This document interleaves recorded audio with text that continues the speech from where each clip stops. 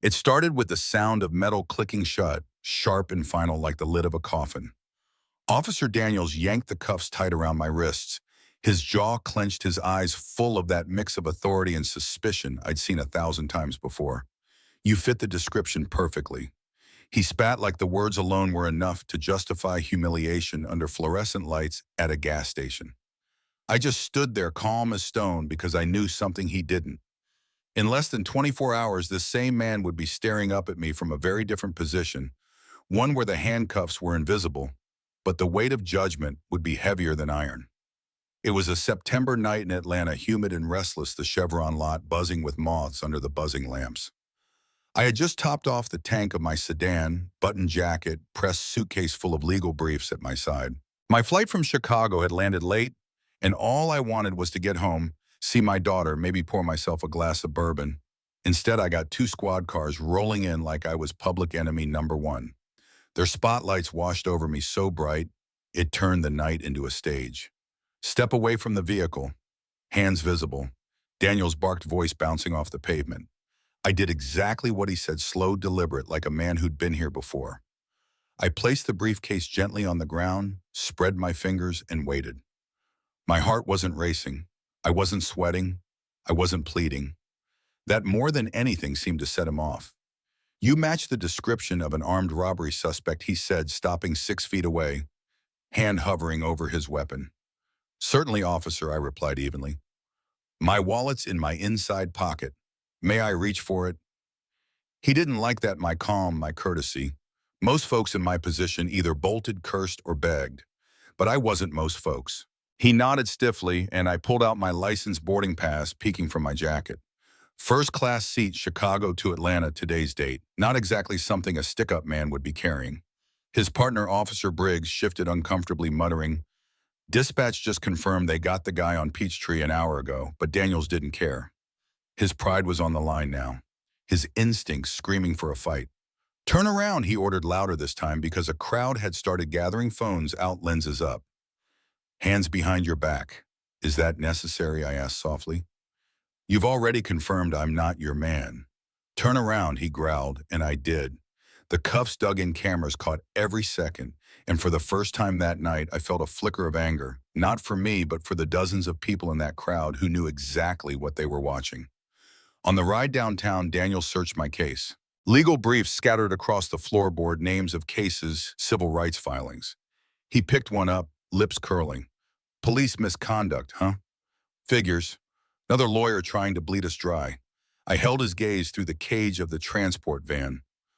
"Officer, remember this moment tomorrow morning at 9 a.m. sharp." He smirked, dismissing it as an empty threat. But I wasn't threatening. I was simply telling the truth. By sunrise, the videos had already gone viral. Headlines screamed across the country, "Atlanta cop arrests innocent black man in suit." Social media turned my calm into a weapon sharper than any knife. And by the time Daniel sat in his lieutenant's office, he looked like a man awaiting execution.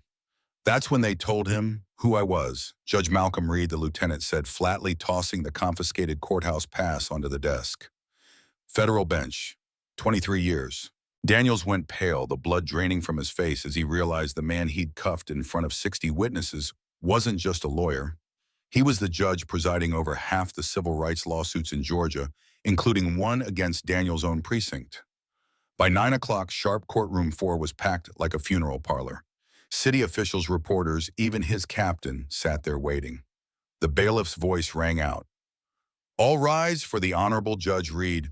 I walked in wearing the robe that carries the full weight of the Constitution. The same man who had been shoved against a car hood 12 hours earlier was now the one holding the gavel.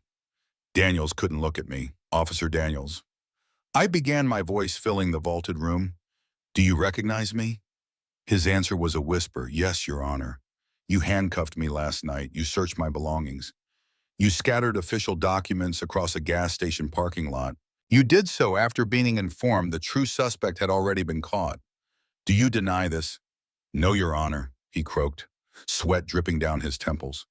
"And you concealed my federal identification during booking, attempting to cover up your mistake. Do you deny that?" Silence. Then, "No, Your Honor." The entire courtroom was still, every breath hanging on what I would say next. I could have destroyed him right there, filed charges, ended his career, sent him to prison. Instead, I leaned forward. For 23 years, I've seen officers confuse authority with righteousness. I've seen pride turn to prejudice and prejudice turn to injustice. But justice, true justice, isn't about vengeance. It's about education. His eyes flicked up just for a second like a drowning man seeing the surface. You will testify today, I said, as a witness to your own bias. You will help this court prove how institutional prejudice becomes personal misconduct. In return, I will recommend that federal charges not be pursued against you. Gasps rippled through the gallery.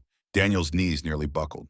And so he took the stand, voice cracking, as he admitted to the world why he really thought I looked guilty. Because my suit was too nice, because I was too calm, because my words sounded too educated. Piece by piece, his own testimony exposed what the statistics had shown for years. Black citizens judged suspicious for no reason other than being black. Charts flashed on monitors. Lawyers presented data, traffic stops 300% higher. For black drivers, force used at double the rate, complaints ignored 92% of the time. My courtroom became the mirror nobody wanted to look into.